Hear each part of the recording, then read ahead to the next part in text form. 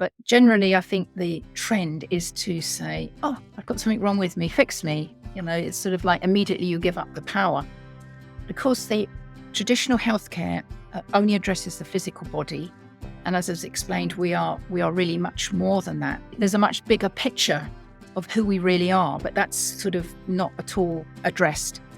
And also the focus of the health system is on alleviating physical symptoms, but not getting to the crux of the problem. And modern medicine, it deals with results, not causes. So curing physical illness may mean that it looks like it's cured on the outer level, but really the emotional, the psychological stresses that may have been instrumental in creating that illness could probably still be there, which means that there may be a chance of illness reoccurring.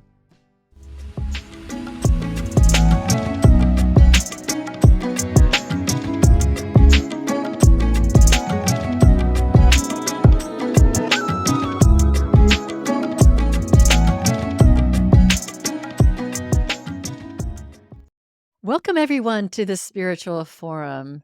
I'm so glad you're here. I can't wait to introduce my guest. But first, I just want to send a shout out to Robin for being such a loyal and consistent donor to the Spiritual Forum podcast. It really, really helps get this message of hope, inspiration, and awakening out into the world. And I really, really appreciate you, Robin, and everybody else who listens, who contributes, who engages on the Spiritual Forum podcast. Love to hear from you. You can email me at revcarolsaunders@gmail.com and let me know what you think. So my guest today is Debbie Sellwood, and she's worked with energy for over 20 years. For most of her adult life, she's been interested in natural ways of healing and using the force of consciousness as a tool for empowerment, emotionality, mentally, and in a health sense. She's an astrologer and an advanced practitioner with the British Flower and Vibrational Essences Association, and she's passionate about helping people understand who they are so they can become their authentic selves. Definitely a message that I like to put out too in this podcast and in my ministry. Today, we're going to be talking about health and well-being as presented in her most recently published book that is called You Are a Frequency, How Personal Vibration Influences Health, Well-being, and Development. Welcome, Debbie. Thank you for having me. I'm delighted to be here. Well, you come from across the pond in the UK, and we love talking to people all around the world. I'm fascinated to talk about energy and healing and the state of the medical world today and where we're going. But first, can you just share your own personal story briefly before we get into everything we want to talk about today? And let us know how you got into this energy work and also this Vibrational Essences Association and the British Flower and Vibrational Essences Association and the work that you do as a practitioner. Well, I think I was probably always right from a child who's quite sensitive. And I think what really sort of set me on a spiritual path was probably the unexpected death of my father when I was in my 20s. I then began to question things in a more detailed way. Why am I here? What's this all about? That these sort of occasions have set us on different paths and set us off, seeking, I think for some people, and it certainly did for me. So I continued on my spiritual path, reading books and learning. For the early part of my career I spent in IT. I have a sort of mind that's quite likes to research and look at things quite deeply. So hence although that was okay for IT, it didn't fulfill my feelings of maybe helping other people or initially understanding other people. That always interested me. Who are they? Why are they the way they are? And so I then began to study to be an astrologer while I was working in IT, part-time studying. And I studied with quite a spiritual organization, so that really helped advance some of my understanding. Then I changed my career, so I was working as an astrologer. And during that time, those early days, I began to realize I could help people as you read out, my real focus is helping people become their true self and helping them to uncover who they really are and to help them make decisions based on who they are. But I began to realize that it's typical that clients would come to an astrologer when they are struggling, when there's something traumatic going on in their world that's rocked them, and they need to have some bit of guidance as to, when this would be over or whatever, and which I obviously can give them some help in that area, and I can help them on many different ways. But I couldn't take sort of their pain away from them, say if they had been through grief or trauma or things like this. And so that's what led me into studying flower essences, because flower essences are plant energies and they help work with certain emotional states. So hence I was able to add this other modality to the work I do, standalone or following astrology consultations. So I've been working with energy for, as you said, for quite a long time. And it was easy to understand basically how our emotions and our thought patterns and our beliefs are instrumental in influencing our physical self. So that was always in the back of my mind. And over the years, I sort of would write up certain notes. And then eventually it was, I think, during the COVID period where I was restricted, then I thought, okay, let's put some notes together because I'm restricted and I can't do what I would normally do. So that's when I started to get my thoughts together for the book. And I didn't realize at that time, I had a feeling, but I think now the book was published at the end of March, and it really is an opportune time for this sort of book because a lot more people are realizing that the energy is crucial. We are energy beings and we live in a world of energy. So I'm hoping that people will be empowered by what they read in my book. Yeah, I love that you used your COVID restrictions to write a book. I think that it was a very, very frustrating time for so many people, but some people really took advantage of whatever we weren't able to do to actually create something else. And I love that about that time. I knew that was happening. I knew that it was so unfortunate for a lot of people who were stuck in abusive homes and things like that. Just horrible for some children and women. It was difficult for a lot of people. And yet others had the opportunity to go, I'm going to take this opportunity to create. And that's what you did. I think that your story, I talked to so many people around the world in this podcast, and so many people had a former career that they've kind of left, and now they're into a much more of a spiritual, career, for lack of better terms. But almost everybody is born with some sort of sensitivity. It's just a really common theme for this spiritual path that we're all on. Yes. So I love hearing your story and really appreciate it. I know nothing about flower essences. And I know that's not the focus of your book, but I find that really, really, really interesting part of helping people. So do you want to dig into the whole we are a frequency topic now? Yeah, absolutely. So would you like me to talk about the fact that we are more than a physical body? Yeah, let's start with that. We have discovered quantum science, but we're not living it. We're still in the Newtonian, very, very material physical world.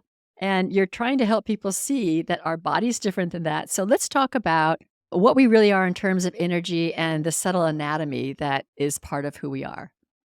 I think most people would obviously just recognize that we're a physical body, and that's fair enough. But what I try to explain in the book is that we compose of much more than that. We are actually composed of other bodies, which are more, we can't see them. You would call them like subtle energies. And the reason we can't see these other bodies is because they are vibrating. Energy there's always vibrates at different frequencies. So the energy of our subtle bodies is vibrating at a far higher frequency than the physical body, which is very dense in its vibration. Hence, it manifests physically. So the physical bodies are such as we have like an emotional body, which would be where we experience our emotions. To me, when I first years and years ago, I understood this, I thought, oh, that makes sense. Because when you when you experience something that is really, really stirs you or really traumatic or something, it's almost like, hey, I'm almost out of my body. You don't feel as if you're physical again. It's like an out of body experience almost. Is maybe it's just unique to me, but I thought this makes sense. It felt right to me. So the emotional body would be regarding our emotions, and I'll say the mental body would be where our thought processes take place. The thoughts are really, really important because we create, as I understand from my research, and I quote a lot of Alice Bailey in my book as well, and she talks very much about we create thought forms, and these are really important because we are actually creating things for ourselves. If our thoughts are not of a high vibration, if they're sort of negative and they keep being reinforced over a period of time, or if our emotions are not very peaceful, and we've all gone through lots of experiences that makes it hard for people to live on an emotional plane that's very calm. But if these things are reinforced over a period of time, then this because of their vibration is much higher, it eventually will affect the physical body, and that may result in problems, illnesses or whatever. What my understanding of this is that we also have an etheric body, which is like a replica of the physical body. And everything that happens to the etheric body would be represented in the physical body. So the emotions our emotions and our thought patterns, whatever our beliefs, are also affecting the etheric body. And if we have imbalances, as I say, we have traumas or we're holding on to hurt, which is very natural for a lot of us. It's very difficult when you've been hurt to just say, oh, well, that's forgotten now. I push away with that one. But we always tend to hold on to these things. Or again, if our beliefs are not or detrimental to who we truly are, then what can happen is it creates energy imbalances in the etheric body. And the important thing is that we don't need these imbalances, because with the life force needs to flow through our subtle anatomy, particularly the etheric body, because that's the one that affects the physical. So we need to have the life force, which some people may call prana, flowing freely through our subtle anatomy. When we have imbalances of the nature I just spoke about, then it's blocked. It cannot flow unhindered. It's hindered in its flow. So this may result in illnesses or problems physically.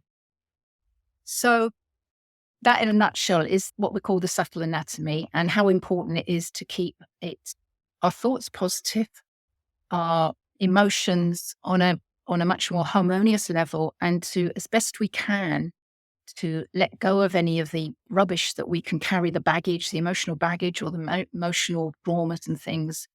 A very hard one to do, but it's not in our best interest, because our cells of our body, they live in the present. And so we don't want to make them live in the past, because that's not a healthy thing to do. I believe that not just the subtle anatomy, but the whole physical body is consciousness. Basically, everything is consciousness. Everything is energy. So we are a physical manifestation of our consciousness. Thank you. I think that the world we live in, the culture we live in, is the physical is everything, the body is everything. What we see is what is true, and what we can't see, we can't prove. So this is kind of mind blowing for some people. Yeah. I am interested because I'm trying to get a picture of this. Okay, so is it that I have a physical body and that my emotional body is outside my physical and the mental is outside the emotional, and then the soul, or is a soul equivalent to ethereal, or is that something else? I think the soul, it's difficult to know, to be exactly sure, because these are concepts that are ethereal, as you say. My thinking would be that the soul body is certainly there at some place, on some level, on some frequency. But as you say, they are around us. They're individual, but they also they penetrate each other and they work together. And they inform each other. Because I think it's so interesting to think that the soul body is like our higher self. Yeah. Would that be accurate? Well, from my perspective, that would be maybe our higher self. I think also there's a higher aspect than even the soul. But there's not much proof about the soul, is there? So I've gone with my gut feelings and my understandings, and that's what I write about. Yeah, yeah. I mean, I think this is a model for reality. I don't think we ever we're at least where we are now. We don't know anything, all of this for sure, but I think this is a wonderful model that really does check with experience. But I just think it's so interesting to think that my soul, m- my soul and my higher self may be out here because I've done a lot of thinking that it's right here in me, But it may be as and maybe well. it's both. Yes. I don't know. I don't know that it exactly matters where everything is, but I do think that the idea that our emotional body is almost kind of like I think holds like the pain body that Eckhart Tolle talks about. It holds all of our trauma and all of our mistaken beliefs about ourselves, and it holds all of those tapes that I'm not good enough, I'm not this, I'm not that. Yeah. And then the mental body is where we have a lot of power to change our thoughts and to choose our thoughts and to heal some of the pain in our emotional body. And we have a lot of leverage and a lot of will, a lot of choice there. Absolutely. We have the power. And I think in the future, using our thoughts, visualizations, imagery will be much more, hopefully, be integrated into our health system in some way, even if it isn't. I think people are doing that now of their own volition when they understand and they're working with the thoughts to increase their physical well-being. So let's hope that one day we might get more, it might be more widespread into a health situation. We don't really want to get into the situation where we have problems or illnesses. So anything that we can do to be proactive is really helpful. Every day working on the basis that, our thinking that our visualizing our body is healthy is always a good thing to do. Yeah, I think that is so exciting to think about just living in another paradigm than we're in now. But before we do that, can we talk a little bit about like why we get sick and what illness is? And is it all just part of my emotional traumas that haven't been healed? Is some of it physical? I know that we don't know everything. I'm just interested in your thoughts because I'm a unity minister. You may know nothing about unity, but what's so interesting about unity is a lot of what you talk about in your book are unity principles. The idea that we are all one, the idea that we have power in our thoughts to actually create reality, certainly our experience of reality. And the founders of unity, Charles Fillmore, he actually believed that we could regenerate our body, that there's no real reason for us to age or get sick or anything, but it just takes a spiritual elevation of consciousness that none of us have attained, but that it is possible. So I'm kind of interested in your thoughts on illness, what it does for us, and whether you think that we have the possibility of healing ourselves and also perhaps not even aging so much. I think from the aging point, I mean, we know from the Bible that people lived hundreds of years. So, and Right. I think that, they must have known something that we don't know now. I feel that we live in a sort of a paradigm. It's just like very fixed. We only sort of see so much.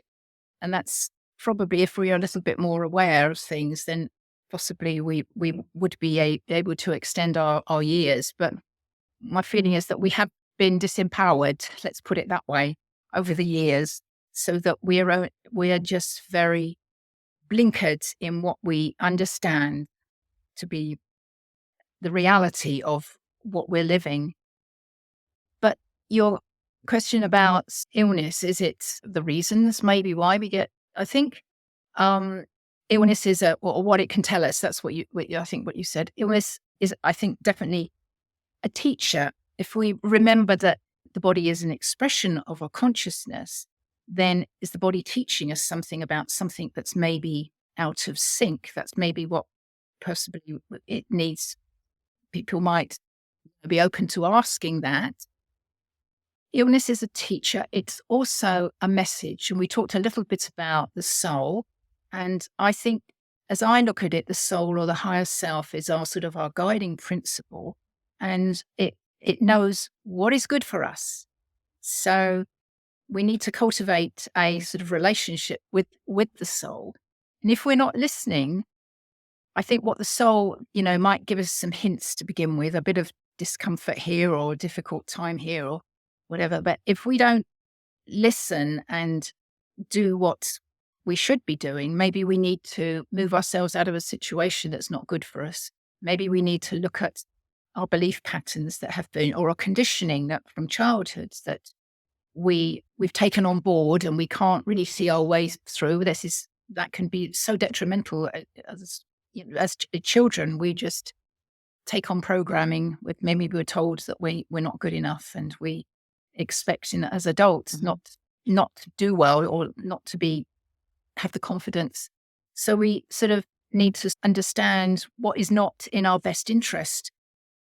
And I think the soul can tell us that if we are listening, but that sort of connection is often a bit rusty. We need to spend time in a bit of quietness and regularly to understand, what is it I'm being told here? What if something's not right? Because what the soul will do if we don't listen is it will up the message a bit so that we may find something more physically demanding to deal with. The other thing I think with illness is there could be a karmic component to this. And maybe, I don't mean that in a punishing way, that we're being punished by having an illness. It may be that we take on illness as unconsciously because it may be something that we've never done before, as in our soul's evolution. And I think that's important as we're here for our experience on earth, is that we're learning and we're evolving. So maybe we haven't done this this illness we haven't done before, or that certain type of illness or whatever. But more importantly, maybe what we're doing through that illness is eliminating a character weakness or strengthening our resolve, which they're all important to our soul's evolution. So I would think that there are quite important things from an aspect of what is illness, what is it. We can't say the benefits. It's looking at it that way, that we looking at how it's informing us. As you know, that some people can have illnesses and they can say, oh, that's the best thing that happened to me because I realized that, something was wrong and I've changed that, or I realized that I was doing something and a feeling I was holding in me, whatever, but I've now learned to let that go. So it really does, if we listen, it does inform us.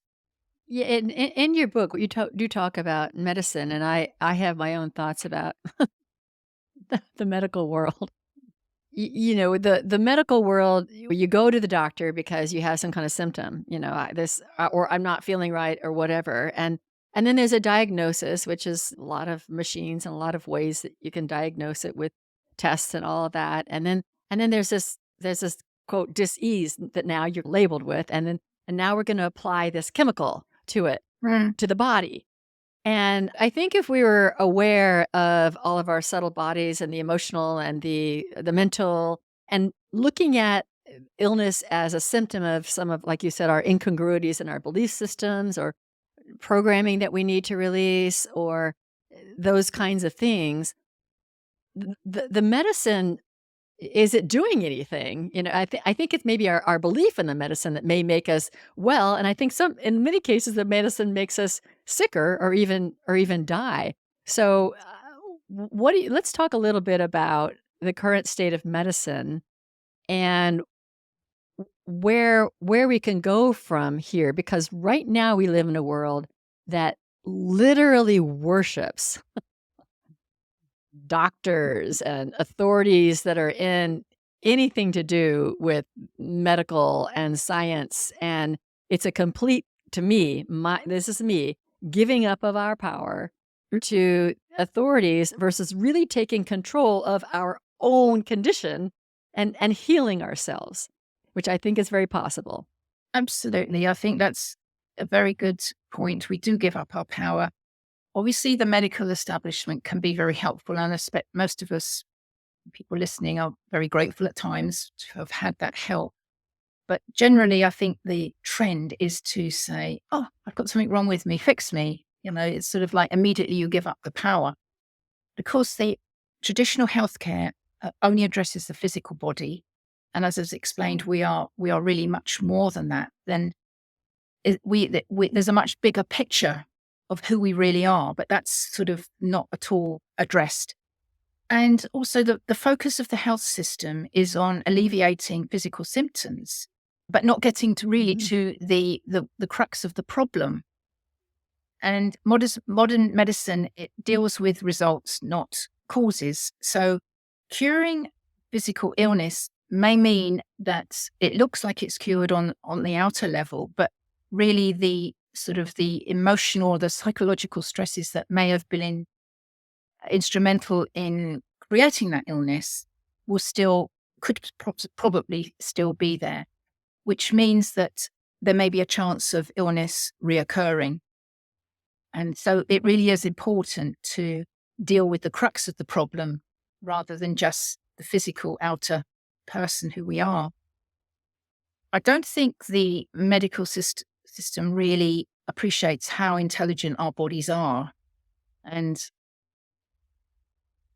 this is going to take many years, I'd imagine, to change that thinking.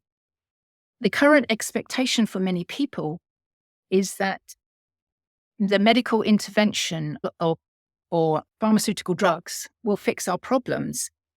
We are sort of raised in a culture where there's a belief that we have no part in creating our illness. And I think we need to move into a different awareness here to, first of all, look at ourselves and say, what could this be something that is down to me? So that comes really back to self-responsibility.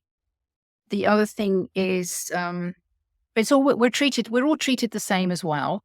And allopathic medicine just treats us all as if we're all the same, which we are clearly not, because we come to illnesses or disease from different aspects, from different levels of our being or consciousness. The thing I didn't mention, and I make it clear in the book, is that my book is just really devoted to the ethereal side of things, the more spiritual side. And of course, if we have deficiencies in our diet, or we live in areas where we're exposed to lots of EMS, which is pretty much everywhere, or there are sort of other factors like this, then that is, especially the diet, what maybe, the water is not always good for our drinking water. So we're setting that, those are obviously very crucial things and would be part of illness, creating illness. But taking that aside, I just really focus on the other side of this, which is the more ethereal, the energetic side. So does that answer all of the questions? Yeah, I think so. Because I think we can get sick by actually physically poisoning ourselves or being poisoned. Something physically coming in and invading and killing off ourselves.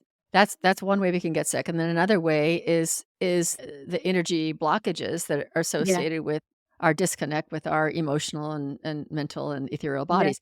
And so we really need to kind of look at both.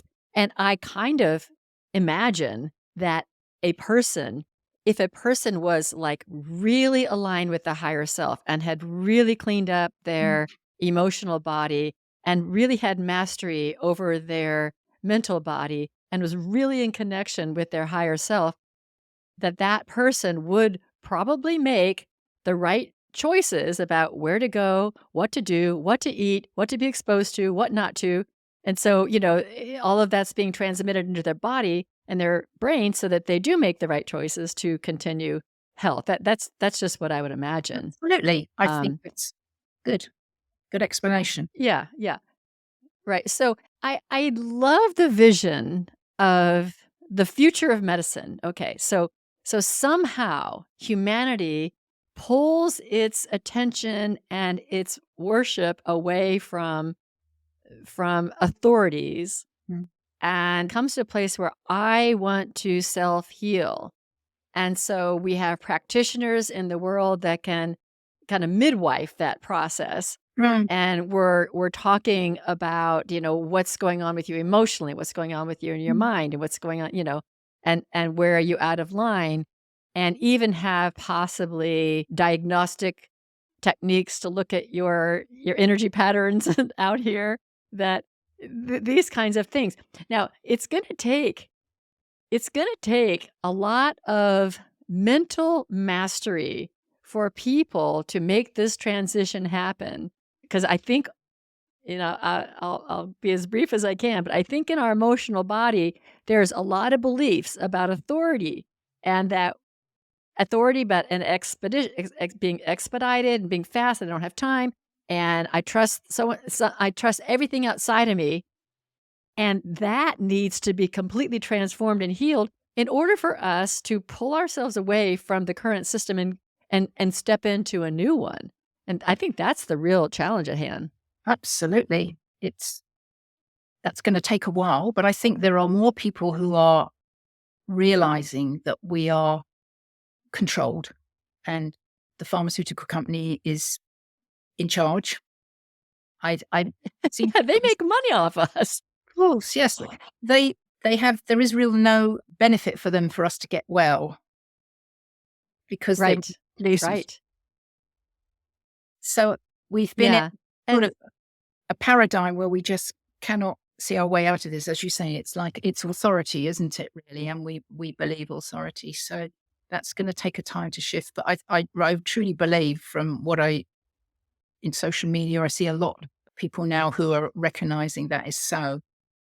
I think that what happened I think it was in the 20s where all natural medicine was banned. I can't remember, was it Mhm. Rockefeller or somebody It else? was Rockefeller. Yep, Yes, Rockefeller funded the allopathic medicine, and that is what we have now, that's and right. everything else was Mm, denigrated or considered quackery and shut mm, down. mm. So we got to turn that around now because we've done that. I think that we don't have as much time as you may think, because I think, first of all, the world's going fast and things are changing quickly. And we have this other thing going on. My listeners will know I have this fixation on this, because this other thing going on with transhumanism and AI, and just continuing to go down the material path, where even there's a desire to make our bodies more mechanical. And Hmm. I think that's in the opposite direction for what you're talking about, which is Hmm. really awakening to the spiritual part of us. Absolutely. I mean, that's not desirable at all from my thinking. But um, and how long is this all going to take? I mean, from what you were just talking, the things you're talking about, again, I believe it's control, it's an agenda. So we have to Uh-huh. Uh-huh. wake up from this and understand that that's not necessarily to our advantage. It's much better to focus Yeah. your intuition, as you mentioned that I forgot to mention, is really key here. To follow our gut instinct here. I mean, my hope is that it won't take long to make this change as it could. My hope is that, things are changing. As you said, they're changing really quickly.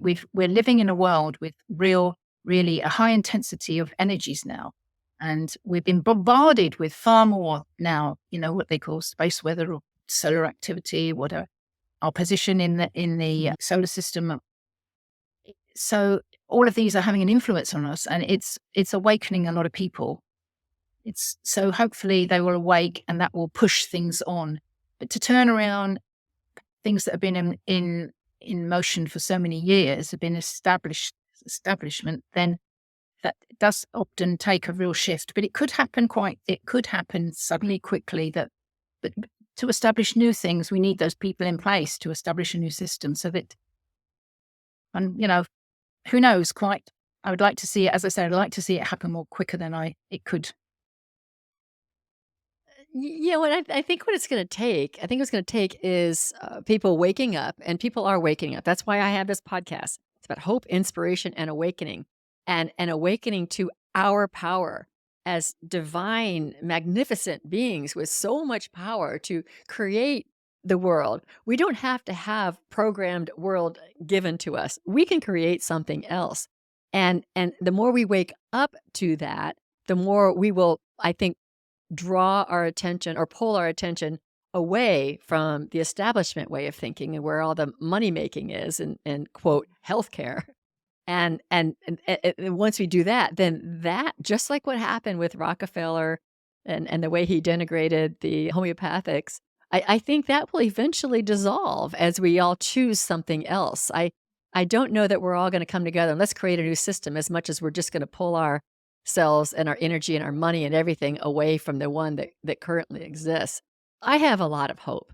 I have a lot of hope. And I think most people who listen to my podcast are on the awakening bandwagon. So hopefully this podcast itself will inspire some people to awaken. I hope so. And I have a lot of faith too. Otherwise, I wouldn't have written this book. So I hope it empowers people. But I think, we are, as you mentioned earlier, we are all connected. So the more that is, somebody has the message, it's spreading. And that's the only thing that we can work together in a unity to make something happen. Yeah, and I believe we can self-heal. I mentioned Unity, which is my ordination. I mentioned the founders a little bit ago, but Myrtle Fillmore, who was a co-founder of Unity, sh- she was diagnosed in the late 1800s with tuberculosis. And she went to a lecture and she heard the words, I am a child of God, and therefore I do not inherit sickness. Okay, so she heard that from the lecturer, and she decided that's a true statement. That is truth, not you've been diagnosed with tuberculosis and you only have 6 months to live, which is what the doctors told her. She decided to change her emotional body and her mental body around the idea, I am a child of God, and therefore I don't inherit sickness. And she ended up healing herself, but she did it with, it took a while. It was 2 years of meditation and just Yes. blessing her cells and really talking to her body and to her higher self or God spirit, Yeah. what it was for her. And so she healed, and all of Unity was really founded based on spiritual healing. But nobody trusts it anymore. It's like we trust the virus, we trust contagion, we trust these things that make us sick. We trust all those ideas. We don't trust that we have the power. And that's going to take a big awakening. It is. It is. We've been disempowered. I think you mentioned earlier before when we were talking before we recorded that I write about in my book about the 7 rays, which are energy manifestations from the cosmos. And they are sort of aligned with the ages, so that they're said to power the ages. Say, like, we are slowly moving into the age of Aquarius and we're coming out of the age of Pisces. The age of Pisces is about being slaves, basically, being imprisoned. And the 6th ray is very aligned to that sort of thinking. And the 6th ray is also about, it's about devotion and spiritual feeling, but sometimes the rays, as such as everything in life, that you can have a higher side and a lower side. So what we've seen over the last 2000 plus years with the 6th ray is that we have been entered into all these religious wars, which I think that's something else that we will start to realize, this is no solution. But as I say, it's about the 6th ray. Also, is about the age of Pisces is about imprisonment. We have been imprisoned, really, in a way, and we can't see it. It's like a matrix. We can't really get through it. Right. But self-empowerment, yes, that's going to take a while for people to take back their power. Yeah, I mean, 2,000 years of quote being enslaved. It's hard to see. I have I have to say, I know I am not completely awake. I will never say that because I know there's multiple layers for me to wake up from. But I did wake up enough to see the slave system that we're in. And Mm. it's something that's hard to hold on to because there's another part of me that kind of just wants to have a good life. I just want to just let me go through my day. I don't want to think about Exa- having a slave matrix Exactly. system. It's Exactly. overwhelming. It is overwhelming. And we're learning such a lot in these times, aren't we? Maybe it's to do with the energies that are coming up and uplifting our awareness. But you're right, absolutely right. You think, oh well, I know that, but can I just have a good day today without thinking about it? It's we I just think that's why people no, don't wanna wake up. I think that's why yes, people don't wanna wake up. It's like, I don't wanna have more bad days than I already have, so keep that stuff to yourself. I'd rather just stay in my little cocoon and think things are okay. But, we are really, really tamping ourselves down. I mean, our potential is so vast, and we're like, playing so small in absolutely. this whole I guess you call it the energy of this the 6th ray and the age of Yeah, Pisces, and I think what the next age would the high side of it anyway, gives us so much room to expand. absolutely. Hopefully, this I can feel sense the energies of the seventh ray, which is more about the understanding of everything above is manifested below. So basically, everything is etheric energy before it actually physically manifests. But it's more upon the lines of putting in place systems that are more wholesome than they are. And I think we've seen over the last certainly several years now a breakdown of certain establishments, and so we've got to rebuild those in a more wholesome way. So that would be very much aligned to the seventh rate principles. And it's aligned with, as I say, etheric energy and more healing attributes. Certainly, I think we will see more healing, say as crystals or sound healing. I mean, we know Mhm. they're accepted anyway to a certain extent, but those things will be more well known and more accepted. And the thoughts, the seventh ray is also associated with our thought processes. So the more we are educated to use them in a constructive way for particularly for many things, but particularly for our well-being, that's got to be good.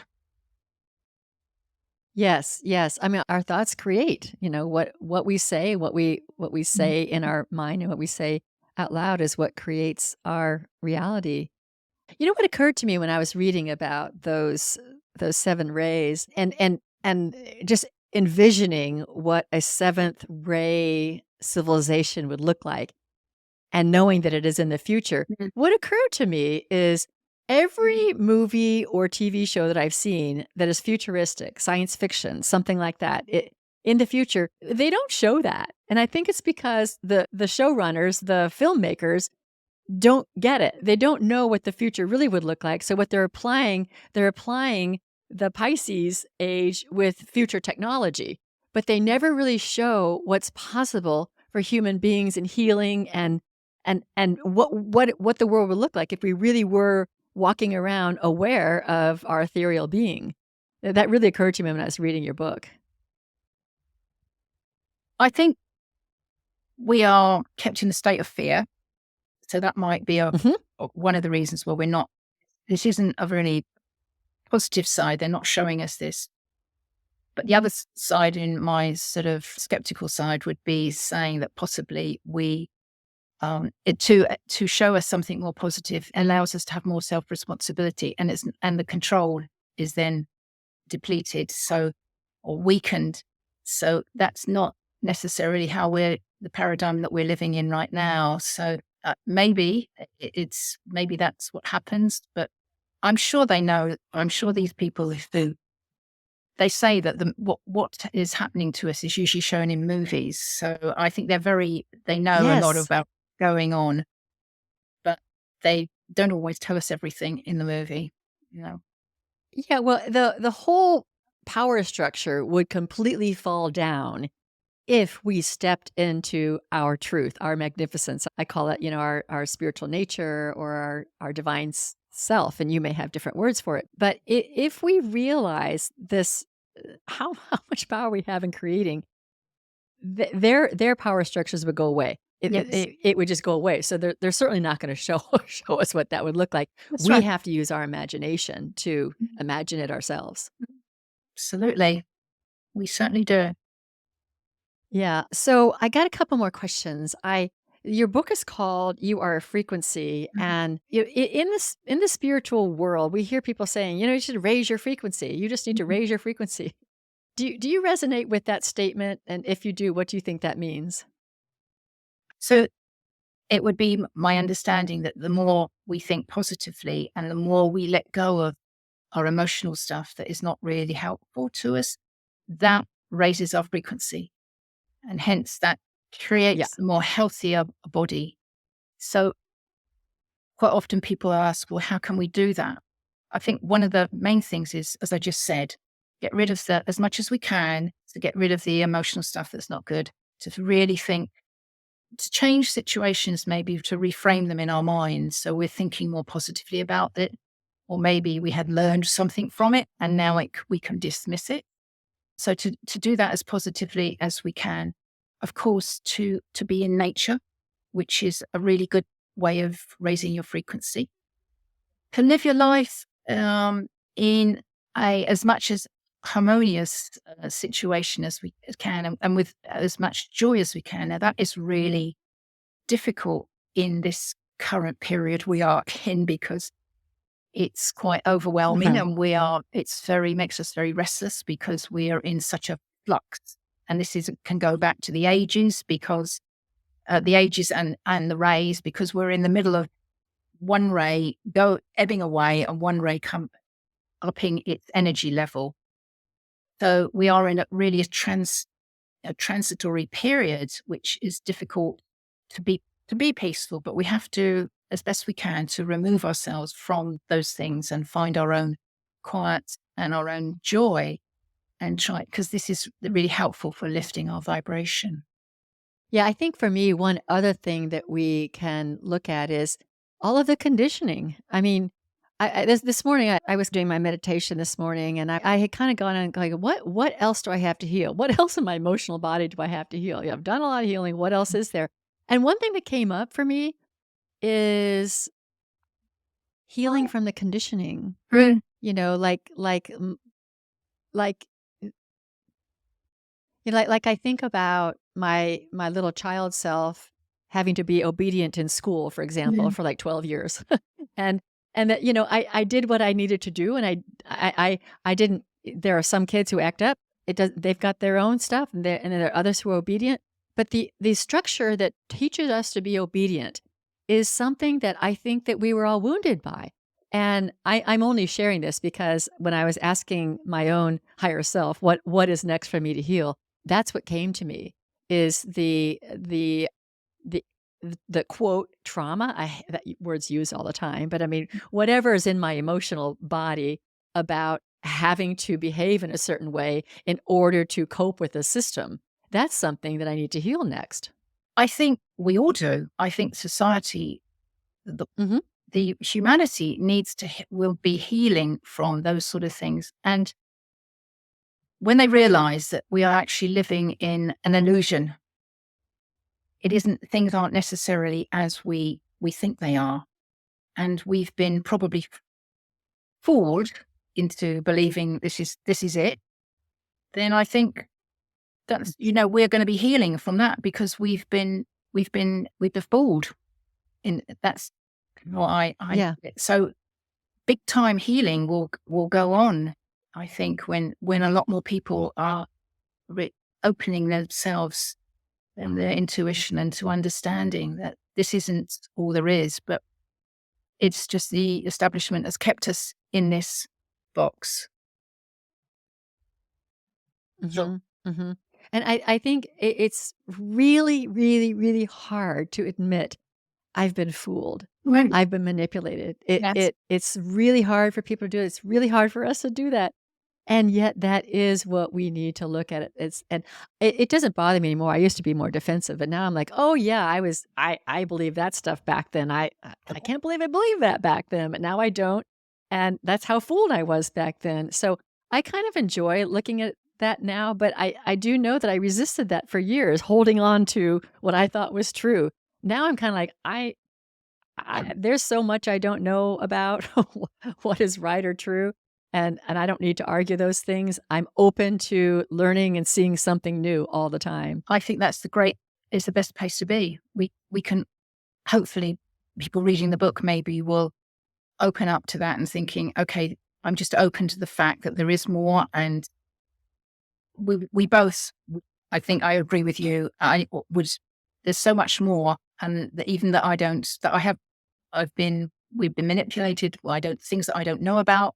There's so much more to learn about this, but it will all eventually be shown to us. I'm sure we will figure our way out of it. It will be. Yeah, we will. We will.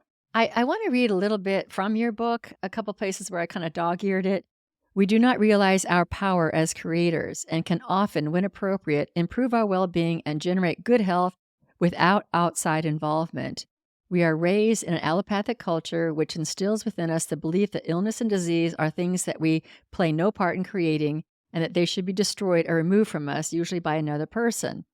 And then you kind of go on to talk about how much power we have and that we are advised to be mindful of how powerful our thoughts and emotions are, not just in therapeutic application, but also in the repercussions of such. I think overall, I'll let you have the last word, but overall, what I get from you is just a reminder to awaken up to our power so that we can evolve to, the next place we're going to be living or Absolutely. creating. Absolutely. I think that would be the message from my book, really. I hope it is empowering because it explains a little bit more about who we really are and how important it is, our consciousness, because it's having an effect on our body. So, yeah, you've summed that up in a Yes. show. Yeah. Well, I do want to make sure that if there's anything that I didn't ask or that you want to share that we didn't touch on, I want to give you the last word. I don't think so. I think we've covered various points of the book, haven't we? And given a good sort of synopsis of what it covers. So, yeah, it's Yeah, there's a lot there. I guess I have one more question for you.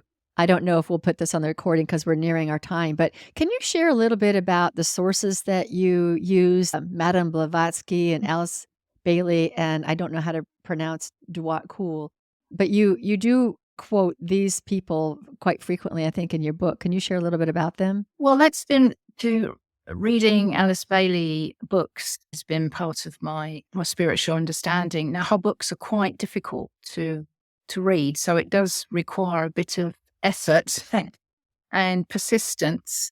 But while cool was that they, When did she write? What age?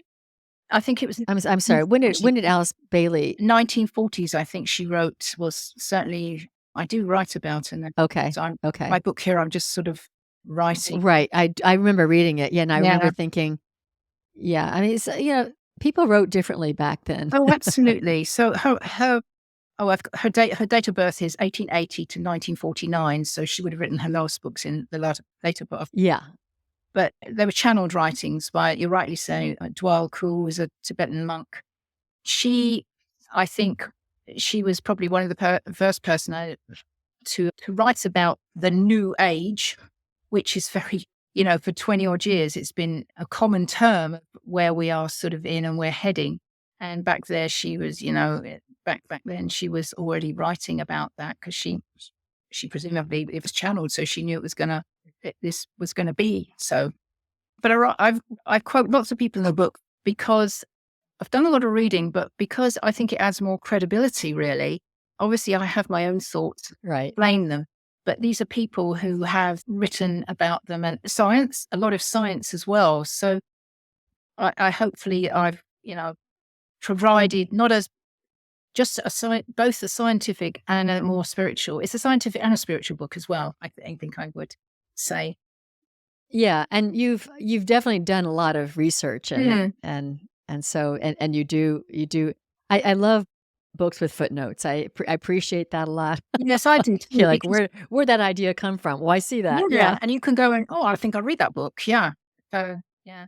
there is, if Right, anybody, right, right. anybody wants to understand the seven rays more, Alice Bailey is, obviously, she writes a lot about them, but as I say, her books are very difficult to understand. But I do quote a lady called Sian Glasson, and she wrote a beautiful book. I don't know about which page it is now, but it's obviously the chapter on the rays, and that is such a much easier a book to understand, and it's beautiful. I love her book. So yeah, there's lots of information there. Yeah, I might pursue that. Yeah. Yeah, thank you for that. I might pursue that. I thought the 7 rays was really, really interesting, It's and it fascinating. kinda reminded me of what fascinating, yeah, and it reminds me of people who are talking about 3D to 5D and just evolving and from different levels of consciousness, and I don't know if it overlaps so much, but it kinda reminded me of that. Yeah.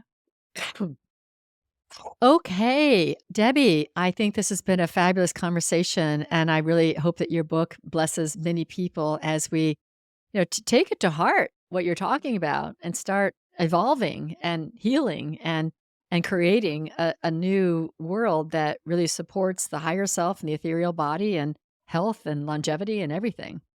Thank you. Thank you so much. I've enjoyed talking about it with you. I have too. I have too. Thank you. And thank you, listeners, for joining us today. And I now close the spiritual forum.